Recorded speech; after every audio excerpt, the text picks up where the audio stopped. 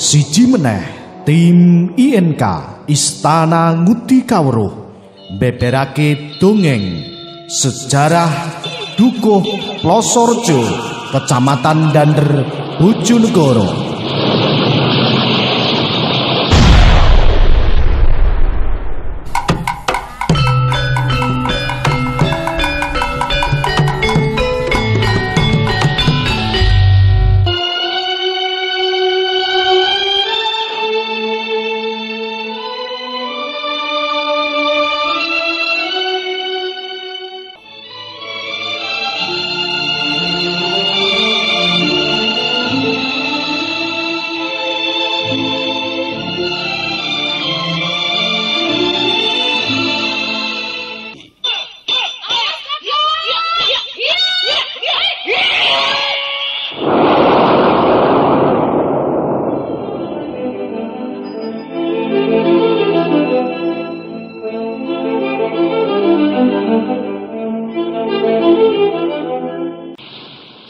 Lumebuing rikala jaman Majapahit nalika Prabu Jayanegara ana ing pangungsen alas bedander karo Gajah Mada.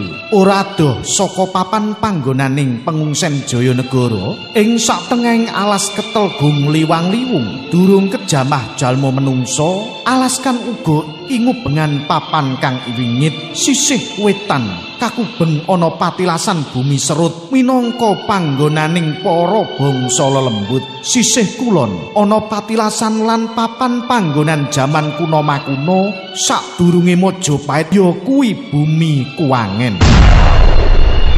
Ngidul setitik ana patilasan watu jaran, wetan meneh alas kang kebak kayu tuwa tur ya gedhe-gedhe rupa ijo kang karan kayu ijo. Dening sisih kidul ana bumi Sumber Grogolan.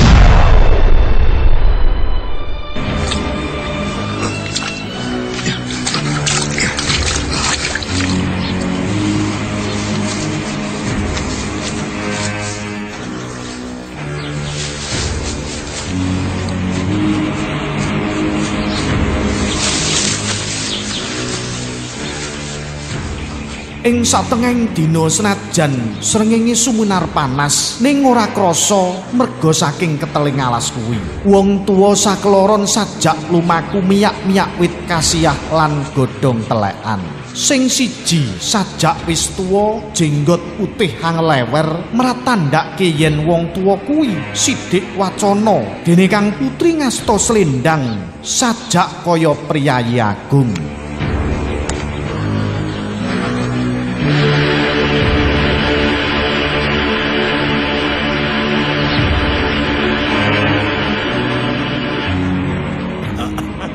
Nyaine, hati-hati nggonmu lumaku ya Nyaine. Kyaine Kramareja, aku tansah ngati-ngati ngestokake dawuh jenengan.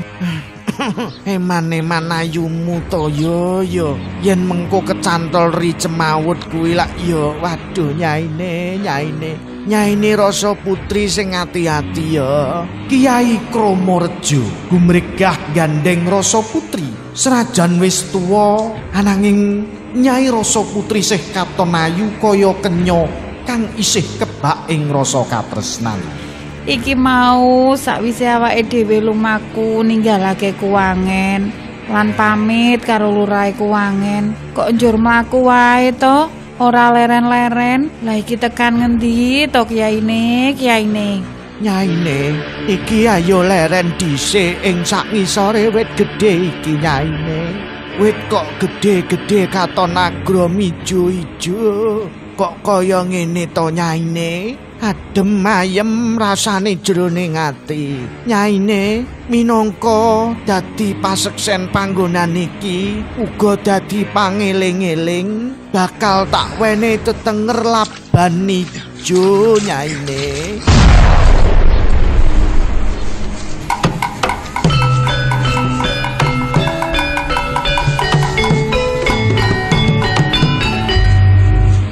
Sawetara nggone leren banjur srengenge wis sajak lingsir mangulon. Kiai Kramareja lan Nyai Rasa Putri banjur mbacutake laku. Nyaine, ayo mbacutake laku tumuju ing kae. Uwit kang gedhe katon dhuwur, sajake kaya meh sundul langit kae lho nyaine. Yaine, lha iki piye to? Tekan ngendi iki? Kok tekan kali kang gedhe banyune? Iki kali senajan cilik ning bebayane lho nyaine. Ana kang bahu reksa. Durung nganti mandhek nggone guneman, ndilalah teka sajroning banyu kali. Metu slira kang gedhe banget. Kaget Kyai Kramorjo. Slira kuwi saya suwe malih rupa wanita kang ayu rupane.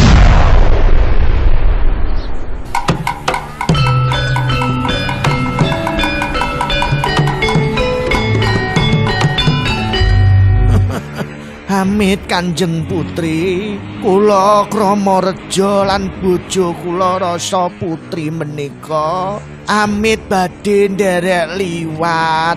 Iya, Kyai Kramorjo, tak palilai nggonmu lumaku.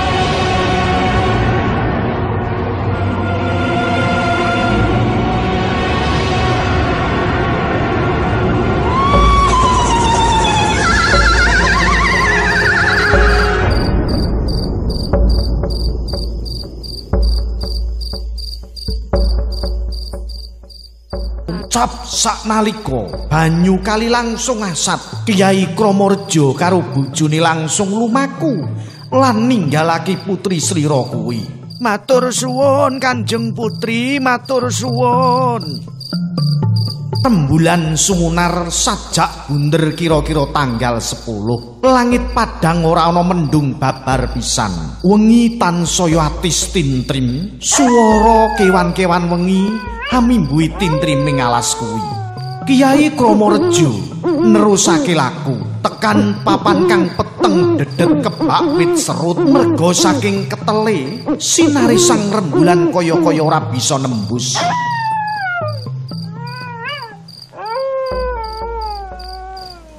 Iki teko ngendi to Kyaine? Kok panggonan kaya mengkene iki akeh wit serut lho. Nyai, coba sawangen kae Nyai.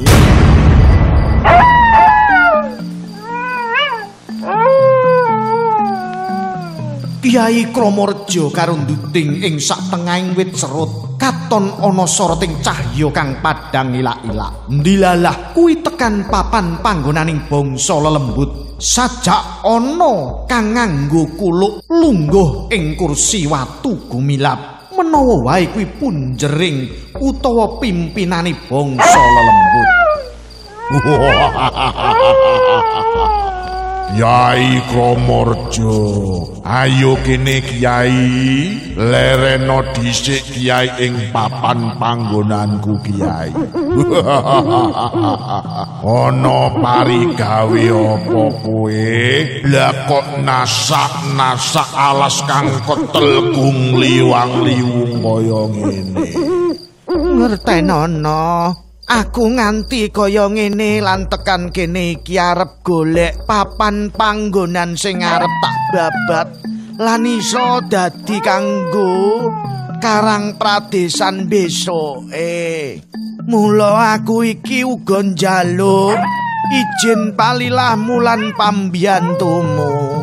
Aku njaluk papan kene iki arep tak babat tak dadekake padukuhan. Yaine ora dadi ngopo.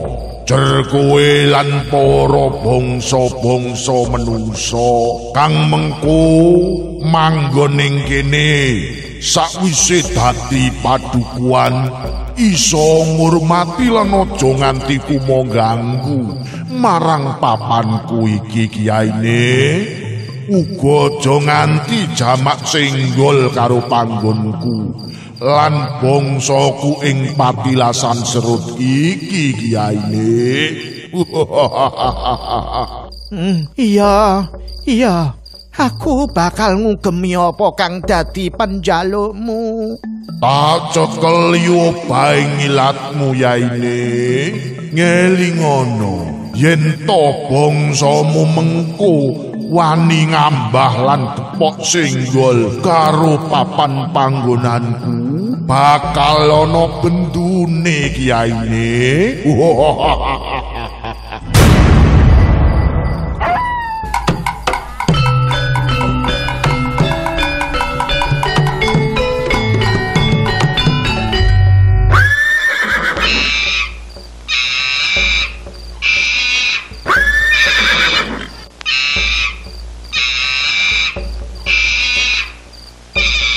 Ilang saknalika para jin-jin kang bau reksa ing Patilasan Serut kuwi ilang tanpa tilas. Ilange bangsa jin ana jaran putih lan kewan kethek akeh banget kang melu ngriwangi babat alas babat dalan karo kiyaine Kramorja. Ora suwe teka wit kang dhuwur banget.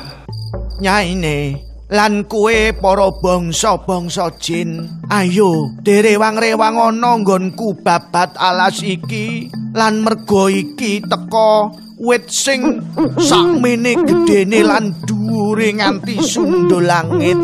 Lan wiwit bubake dalan kene mula papan panggonan kene iki bakal tak wenehi tetenger bolu berjabon. Merga iki ana lak-lakaning alas lan wit bolu.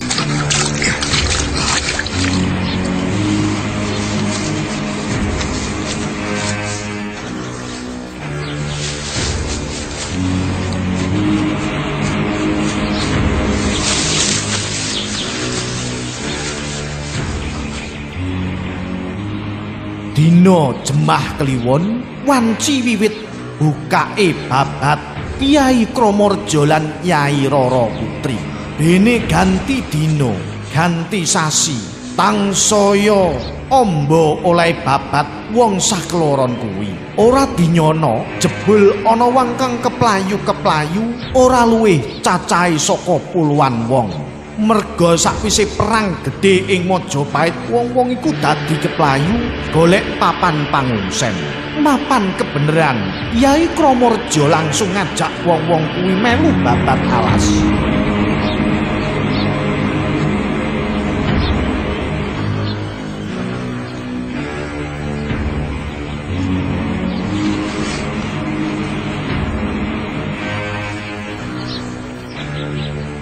Rodok suwe anggone babat alas kuwi nganti tirakat ora mangan ora ngombe. Kyai Kramorja merga uga wis tuwa, saya suwe saya kurang tenagane. Ing satengahing dina ora disengaja nduduk lemah arep digawe golek sumber banyu. Kyai Kramorja nemokake tumpukan bata kang sarwa putih. Nyaine Rasa Putri lan kowe kabeh para kawulaku. Awak dhewe iki diduduhake kanugrahaning Gusti. Nemu patilasan ya kuwi rupa tumpukan bata kang sarwa putih. Mula kowe kabeh aja sok nganti ganggu lan ngrusak papan panggonan iki merga iki ana tulise kang ginurit ger lan minangka diseksenana papan iki tak jenengno aran Bata Putih.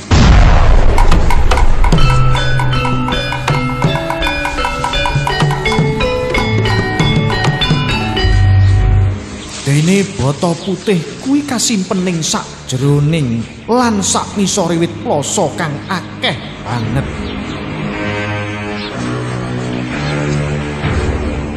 Dina Rebo Kliwon, Kyai Kramorja kasedan jati ngadhep ing Mahawikan. Layone kaobong ing saknisore wit plasa. Sapeninggal Kyai Kramorja, mula Nyai Rasa Putri nerusake pangarep-arepe Kyai Kramorja mbukak padukuhan. Senajan putrining mibawani, apa kang dadi guneme tansah dianut para kawulane. Nyai Rasa Putri tansaya wibawa yen to nganggo slendang kaya priyagung wae.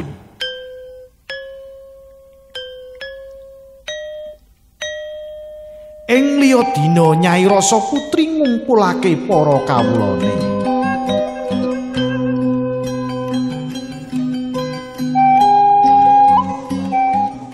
Kawulaku kabeh, iki dina wigati banget tumrape kowe lan aku. Iki minangka dawuhku ya, dina Rebo Kliwon minangka dina kapundhute Kyaine Kramarja lan dina Jemah Kliwon iki minangka bibit kawite anggonku mbabat alas iki. Mula kanggo pangiling-iling lan kanggo hormat marang labuh labete Kyai Kramarja yen dina Rebo Kliwon utawa Jemah Kliwon gelar tumpeng kanggo sesajen ya lan disekseni bumi lan langit yen dina iki uga dina Jemah Kliwon minangka dina aweh tetenger marang padukuhan kene. Diseksenono yen to padukuhan kene iki tak wenehi tetenger Plasa Reja.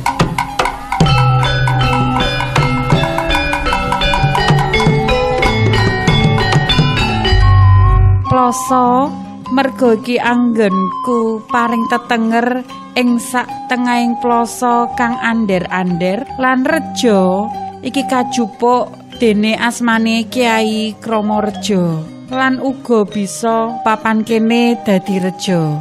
Kowe Dipasura tak dadekake kuwu ing kene lan pimpinen kawulamu. Aku njaluk pamit kabeh ya. Aku bakal netepi semedi nyuwun mring Gusti muga-muga lumakune padukuhan Plasa Reja sak teruse tansah ora ana rubeda apa-apa. Ngestokaken dawuh nyaine.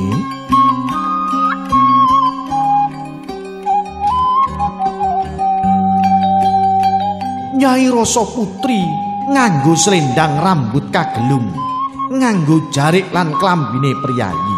Tumuju ing papan semedi kocap saknalika elang musna Nyai Rasa Putri.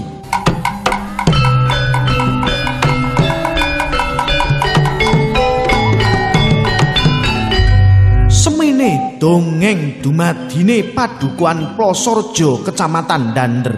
Sing kawit saprene senajan Kyai Kramarja kang miwiti babat alas nanging nganti seprene kang kapercaya minangka danyange dukuh Plasa Reja ya kuwi Simbah Putri. Ana kurang luwih nyuwun pangapura sesarengan tim Istana Ngudi Kawero.